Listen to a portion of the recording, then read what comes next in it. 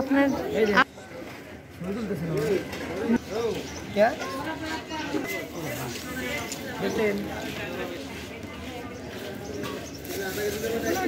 কয় টাকা দিচ্ছেন? 10 টাকা। 20 টাকা মিলে দেই। নেন নেন, এর মরিচ লেবু ধনিয়া পাতা অনেক ভালো। আজকে হচ্ছে ধনিয়া পাতাটি ভালো আনে নাই।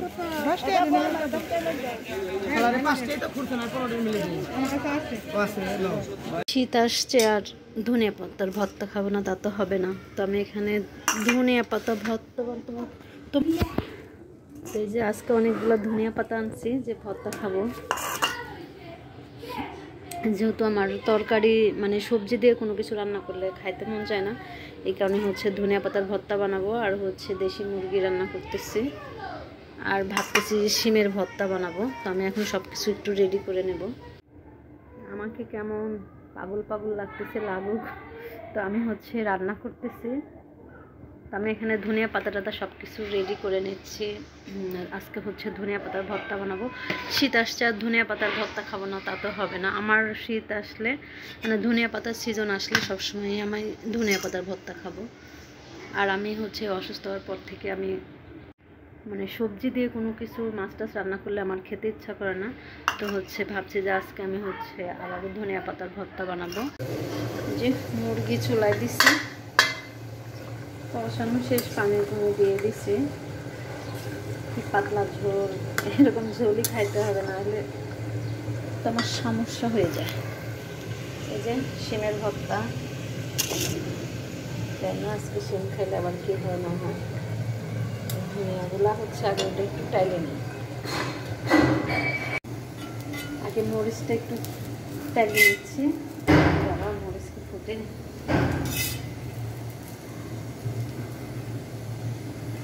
খাবার দিই।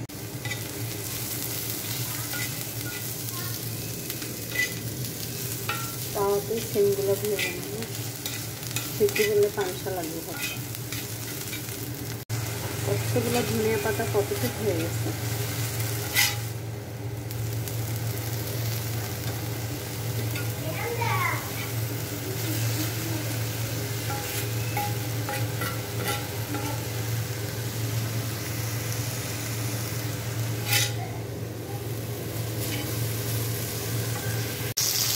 একটু ভেজে নিয়ে তারপরে ভর্তা বানাবো।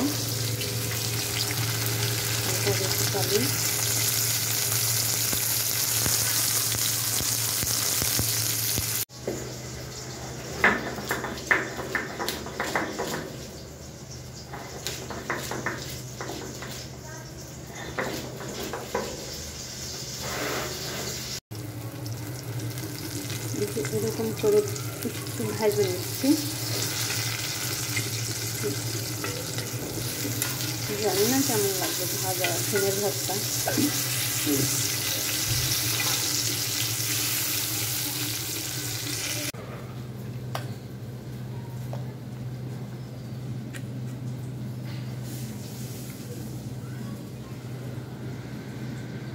তো আমার রান্না বাড়া কমপ্লিট। যে শিমের ভর্তা, ধনিয়া পাতার ভর্তা, এখানে ডাল ভর্তা, এখানে আমার এই যে মুরগির মাংস। তো আমি এখন খাওয়া দাওয়া শুরু করবো। এই যে এখানে শসা আর টমেটো কেটে নিয়েছি, সালাদ।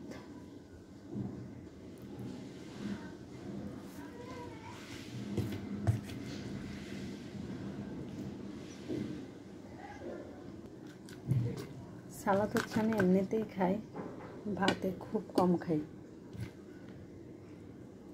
শসা আমি এমনিতেই খাই।